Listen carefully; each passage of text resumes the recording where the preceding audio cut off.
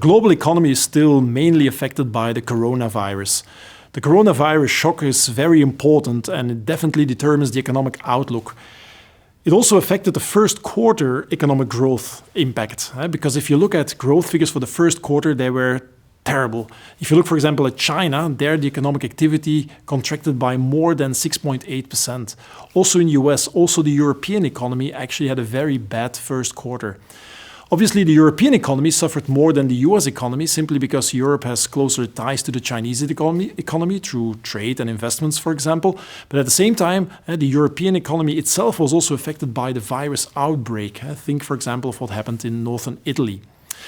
Now, in the second quarter, we expect, let's say, the main impact of the corona shock. Because in the second quarter, there you will see the impact of the lockdown measures. The closing of firms and factories and restaurants and so on obviously has an impact on supply and demand. And therefore, this will cause the main hit during the second quarter. Now, the good news is that these lockdown measures are gradually lifted everywhere in the world. And therefore, we expect that gradually the economy, the European economy, the US economy will recover starting from now on. This will go into the third quarter, the fourth quarter, and also into 2021. So therefore, on average, we expect that the economy will be very much affected by the corona shock this year, this calendar year. For example, for the euro area, we expect minus 9.6% growth. But next year, there will be a very strong recovery. A strong recovery that, of course, depends on what the virus will do. If there is a new virus outbreak, then obviously the recovery will take much longer and the economic damage caused this year can even be much worse than we see and expect today.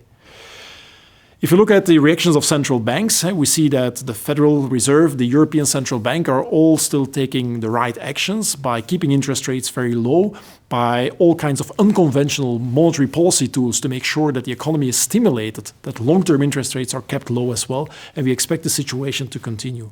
At the same time, we see that governments are taking all kinds of fiscal actions, and the good news in particular for Europe is also that the European Commission joined the member states with the European Recovery Plan, which is actually a recovery and resilience plan, a plan that will give a boost to the European economy in a more structural way.